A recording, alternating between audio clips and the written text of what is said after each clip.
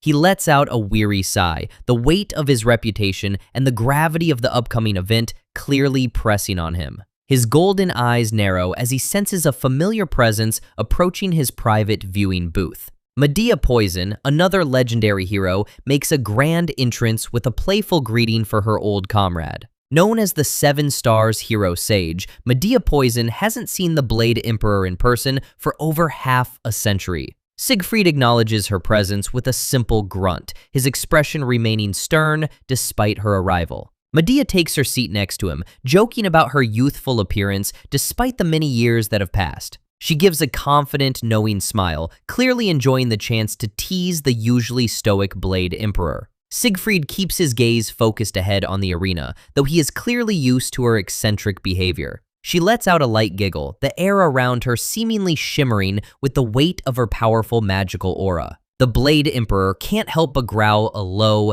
half-hearted insult in response to her constant teasing. Medea leans forward, her violet eyes twinkling as she admits that Siegfried's current plans have managed to surprise her. She chuckles softly to herself, finding amusement in the way the world and its heroes have changed over the decades. From their vantage point, they look out over the vast Colosseum where the new generation of students is beginning to gather. Medea continues to laugh lightheartedly, her presence a sharp contrast to the serious atmosphere of the stadium below. Siegfried remains unmoved, his focus entirely on the young warriors who are about to prove their worth in the trials.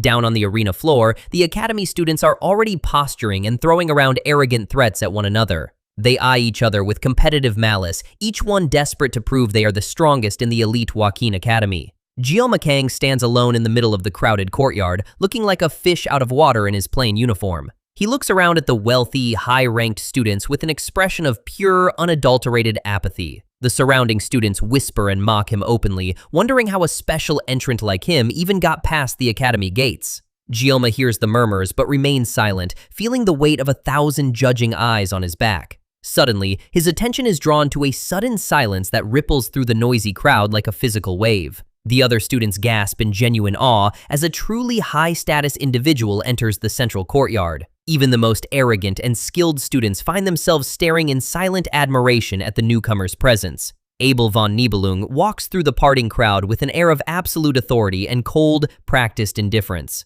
As the granddaughter of the Blade Emperor himself, Abel carries herself with the grace and lethality of a master swordsman. Her golden eyes sweep across the courtyard with a freezing gaze, seeing no one who could possibly be considered her equal. She stops in her tracks, her hand resting naturally near the hilt of the ornate weapon strapped to her waist.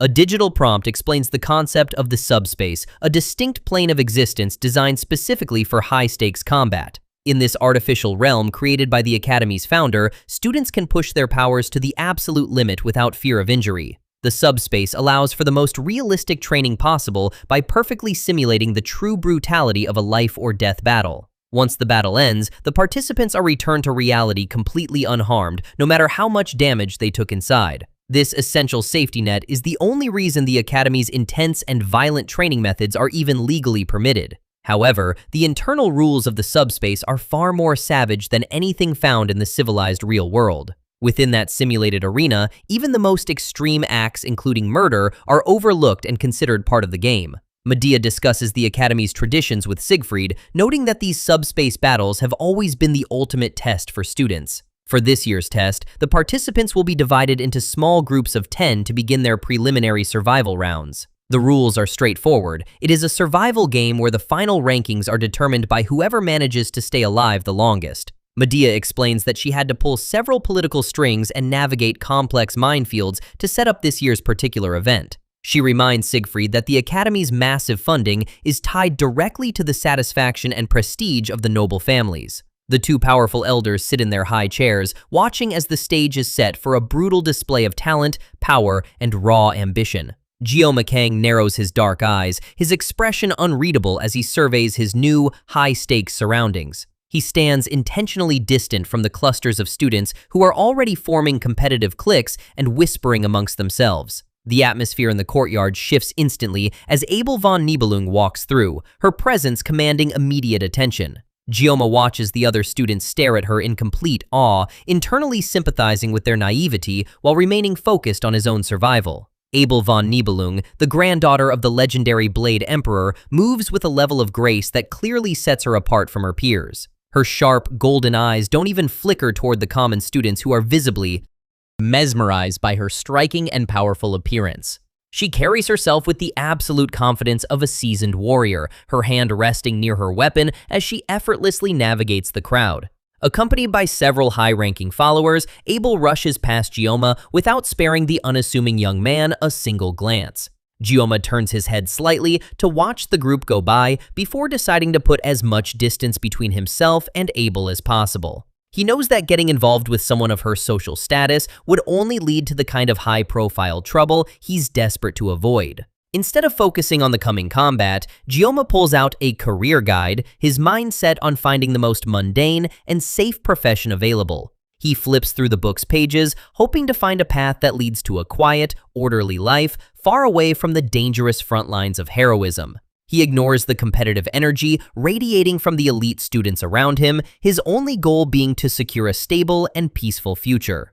The book highlights Hero as the top career choice with an extraordinary salary. But the glamorous life of a warrior holds no appeal for him. Geomma remembers the excruciating agony of the sword's power surging through his body and scoffs at the idea of ever being a hero. He claps the book shut, more determined than ever to find a low-effort job that won't require him to lift a deadly weapon again. His internal search for a peaceful career is suddenly interrupted by a strange, high-pitched hum resonating from the sky above. A massive, crystalline structure begins to manifest in the air, pulsing with an intense and otherworldly light that silences the courtyard. High above in the VIP box, Siegfried and Medea watch with keen interest as the Academy's grand entrance trial officially begins. Abel von Nibelung looks up at the floating artifact, her expression shifting into one of cold, calculated battle focus. The other students grin and tighten their grips on their weapons, their eyes reflecting a mix of raw excitement and ruthless competition. A heavy silence falls over the entire stadium as the participants prepare themselves for the brutal and simulated reality of the subspace battle. Geomma gazes up at the sky, the glowing artifact casting a long, ominous shadow over him as the simulation's field begins to take hold. He realizes with a sinking feeling that the mechanics of this Academy trial are far too similar to the game that originally ruined his life. The command goes out to fire up the subspace generator. It's time for the exam to finally get moving. A massive surge of energy erupts, bathing the entire area in a blinding blue light. The students stand there as the digital field starts to materialize right on top of them. With a heavy hum, the trial begins sucking everyone into the artificial dimension. Geomma Kang stands ready, looking a lot more composed than the kids around him. But the transition is rough. Half the class is already on the floor, some straight up losing their lunch. The first group wraps up their trial quickly, but some of the students are still struggling to stand. The rankings pop up on the massive screens, showing exactly who dominated the field. Up in the VIP seats, Medea Poison starts mulling over the recent results. She pulls up a holographic display to get a closer look at the data. Siegfried von Nibelung watches the time, 7 minutes and 14 seconds. That's incredibly fast. It's Abel von Nibelung. She didn't even use a high-rank weapon, just standard gear. Medea points out that even with those stats, she still hasn't touched the old man's record. Siegfried doesn't seem surprised, saying it's only natural for someone from his bloodline. Satisfied with what he's seen, he turns to leave the observation deck. Medea stays put, giving him a casual wave as he walks away. She throws out a snarky goodbye, telling the old man she'll see him on the other side. The Blade Emperor stops cold. Something just felt wrong. Medea's relaxed expression vanishes instantly as a strange pressure fills the room. Down in the arena, the students are picking up on it too, looking around in confusion. Medea asks Siegfried if he felt that bizarre surge of energy. He's stunned. A force like this shouldn't be possible here. The crowd starts murmuring as the atmosphere in the stadium turns heavy. Siegfried realizes the source isn't inside the digital trial, it's coming from outside. A sharp whistling sound cuts through the air, right above their heads. The two masters of the Academy look up, their faces filled with genuine shock. A massive blue slash tears right through the sky, splitting the dimension open. The protective barrier protecting the observation deck begins to crumble into pieces. Siegfried and Medea can only watch as their secure space starts falling apart. The entire subspace field shatters like a sheet of glass being hit by a sledgehammer. Fragments of the digital world rain down onto the arena floor. The students look up, completely clueless about the disaster unfolding above them. The students who are mid-exam suddenly fall back into reality with a violent crash. People in the stands are whispering, wondering if this chaotic entrance is just part of the show. Smoke and dust billow out from the center of the arena floor. A blinding white flash illuminates the stadium, forcing everyone to shield their eyes. Siegfried's eyes go wide. He's feeling a level of power that shouldn't exist in a student. A pillar of pure light slams down into the ground with enough force to shake the foundations. The impact creates a shockwave that sends debris flying everywhere. A massive sashimi knife thwacks into the stone, missing a student's hand by mere inches.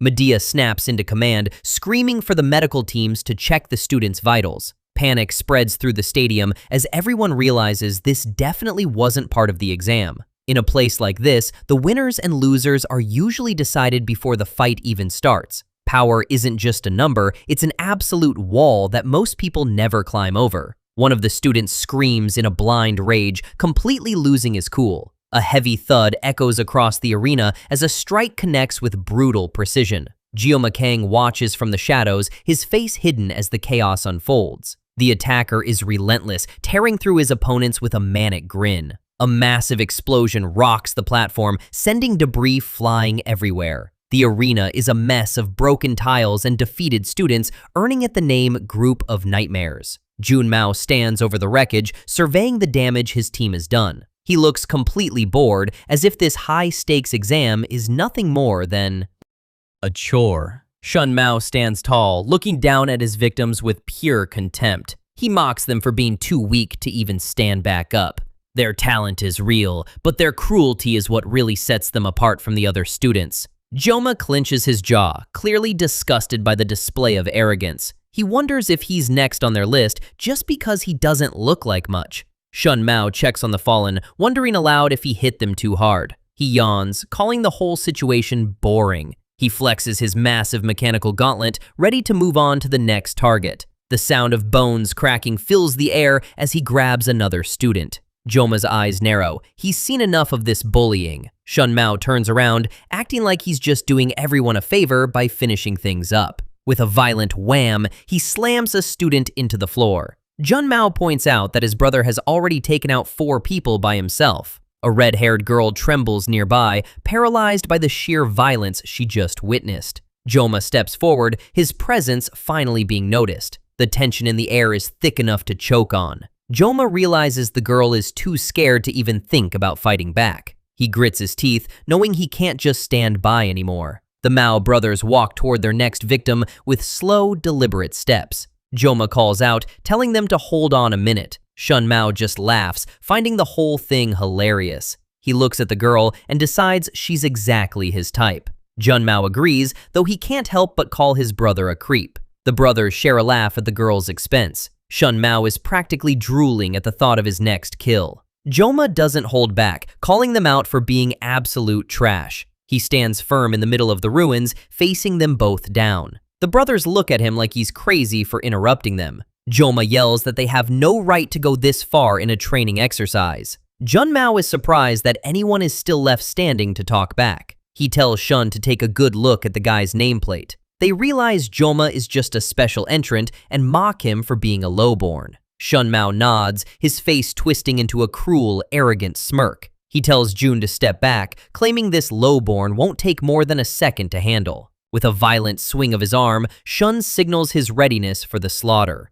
He adds a sadistic final instruction, make sure to rip out Geomma's tongue for his insults. Geomma feels the weight of the moment as Shun approaches with heavy, thumping footsteps. Jun looks on, confident that his brother's victory is already a given. Sweat beads on Geomma's face as he desperately weighs his options. He considers using the blessing of painlessness, wondering if 30 seconds will even be enough. A sharp ringing sound echoes in his ears as the system interface flares to life. His eyes narrow, focusing entirely on the threat standing right in front of him. Geomma's thoughts drift back to his most trusted tool, his sashimi knife. A strange blue light begins to glow as he reaches for his bag. He knows that the moment he grips the hilt, his true power will finally awaken. A dark shadow falls over his face as the internal surge of energy begins to manifest. Peace, order, safety. The motto of a hero sounds hollow in a situation this brutal. Standing in the spotlight of the arena,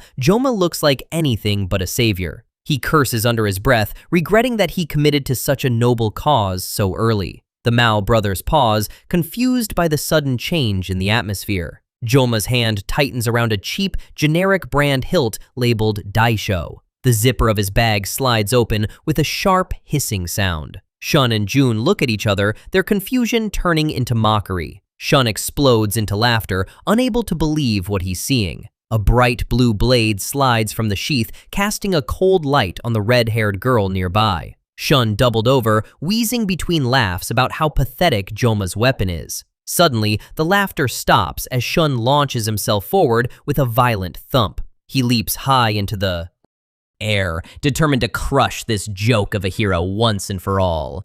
Shun roars, aiming his heavy gauntlet straight for Geomma's head. Geomma doesn't flinch, his eyes locked onto the descending threat. He reminds himself that he only needs to survive for 30 short seconds. His movements become a blur of digital particles as he prepares for the impact. The blessing of painlessness activates, a temporary shield against the inevitable damage. The blessing of the blade god follows, turning a kitchen tool into a lethal instrument. Shun sneers, asking what on earth a kitchen knife could possibly do against his power. He calls Geomma a moron as he brings his full weight down. Geomma knows that if he fails to make this cut, his journey ends right here. He focuses every ounce of his skill into the small steel blade. He needs to cut through Shun's massive, armored presence. His eyes flare with a cold blue intensity. A memory surfaces of Geomma asking if sashimi knives can really cut through flesh. The image of his old, scarred mentor appears, looking skeptical of the young chef's question. The mentor screams that movies aren't real and that life isn't some cheap action flick.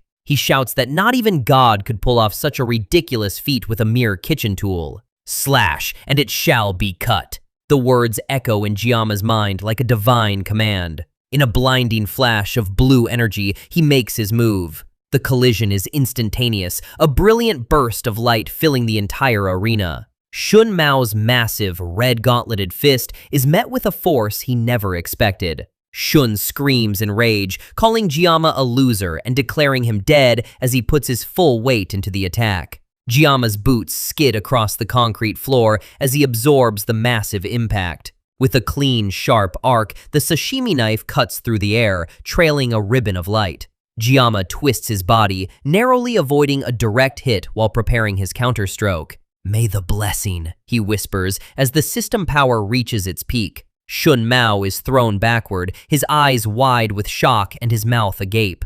Geomma's eyes glow with an intense, supernatural light as he stares down his opponent. He stands firm amidst the swirling dust and debris, looking every bit the warrior he was meant to be. The ground beneath them shatters from the raw power unleashed in their clash. The title Boss flashes on the screen, signaling Geomma's unexpected dominance. Flashback. A younger Geomma, dressed as a chef's apprentice, watches as a knife zooms through the air. "Knives?" Geomma asks, confused by the lecture as a blade thwacks into a wall. His mentor, a stern and powerful man, looks down at him with an unyielding gaze. The mentor presses a finger onto a fish on the cutting board, demonstrating the precision required. He pushes the knife into the flesh, his movements controlled and deliberate. When it came to knife skills, there was no doubt this man was the real deal.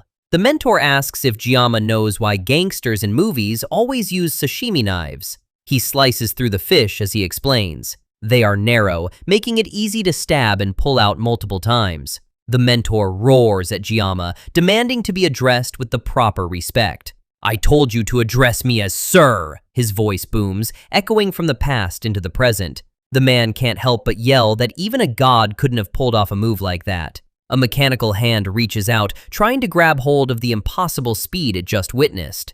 But the outcome is already written in digital blood. A student stands with his arm severed, red pixels leaking from the stump.